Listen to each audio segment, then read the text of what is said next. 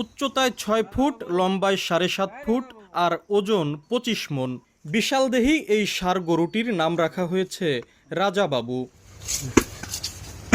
৩.৫ বছর বয়সী Holstein Friesian জাতের গরুটিকে গত ২ বছর ধরে লালন পালন করছেন রাজবাড়ী সদর উপজেলার ঘুঘুসাহিল গ্রামের কৃষক কামরুল খান ও তার স্ত্রী জলি বেগম। গরুটিকে এখন কোরবানির হাটে তোলার অপেক্ষার প্রহর গুনছেন তারা। সম্পূর্ণ প্রাকৃতিক খাবার খাইয়ে বড় করা রাজাবাবুর দাম হাঁকা হচ্ছে ১২ লাখ টাকা।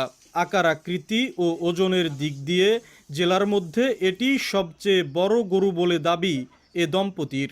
আমি এই গরুটা লালন পালন করছি, শুধু এর খাবার দিছি নেপিয়ার ঘাস, ভুট্টা, জব, আখের গুড়, ধানের গুঁড়া, এই দিয়ে আমি এই গরুটা লালন পালন করছি।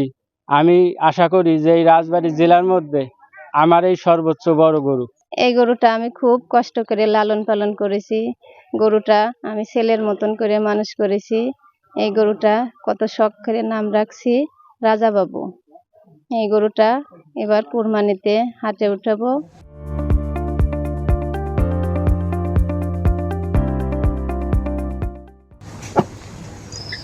রাজাবাবুকে এক নজর দেখতে প্রতিদিনই ভিড় করছেন অনেকেই।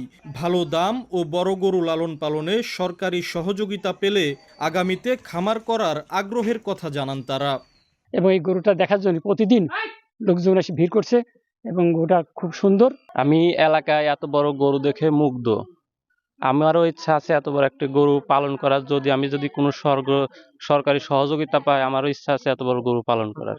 এই গরুটার মালিক নাম রাখছে রাজাবাবু। তো রাজবাড়ি রাজার মতনই দেখতে, আমরা অনেক দূর থেকে আসছি দেখার জন্য, অনেক ভালো লাগলো।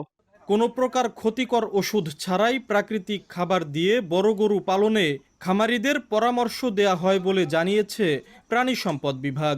আমরা সবসময় পরামর্শ দিই যে মোটা তাজাকরণের ক্ষেত্রে যে তাদের যেন খরচটা কম করে, অর্থাৎ প্রাকৃতিক উপায়ে যে পদ্ধতি এটাই কিন্তু আসলে সাস্টেনেবল।